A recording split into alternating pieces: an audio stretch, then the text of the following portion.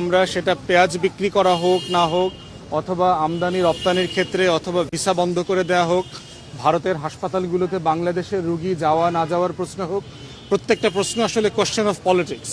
এবং এই পলিটিক্সের কোশ্চেনে আমরা দেখেছি যে ভারত গত 14-15 মাস থেকে তার যতটুকু লেসন লার্ন করার দরকার ছিল সে পর্যাপ্ত কোনো শিক্ষা নেয় নাই। যে সবগুলো ডিম এক বাক্সে এক ঝুড়িতে রাখার ফল কি হতে পারে সেটা থেকে তারা কোনো শিক্ষা নেয় নাই। আমরা বারবার বলেছি যে প্রাতিষ্ঠানিক সম্পর্ক তৈরি করা দরকার বিটুইন দ্য কান্ট্রিজ।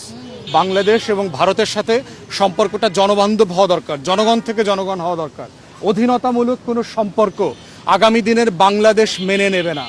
যে সরকার আসুক, যেই চুক্তিতেই আপনি আনেন না কেন, আপনি মনে করে থাকেন, আপনি যাই মনে করে থাকেন যে আগামী দিনে সবকিছু আপনার নিয়ন্ত্রণে থাকবে, সেই বাংলাদেশ আপনারা দেখবেন না। অতএব দিল্লিকে আমরা আহ্বান করছি, please come back to your senses.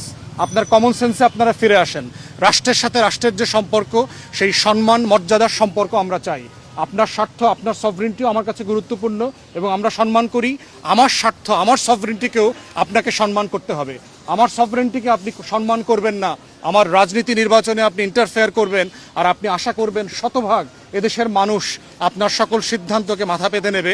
এই দিন, দোজ ডেজ আর ওভার, এই দিন আর ফিরবে না। অতএব বাংলাদেশের সাথে ভারতের সম্পর্ক হইতে হবে মর্যাদার সম্পর্ক।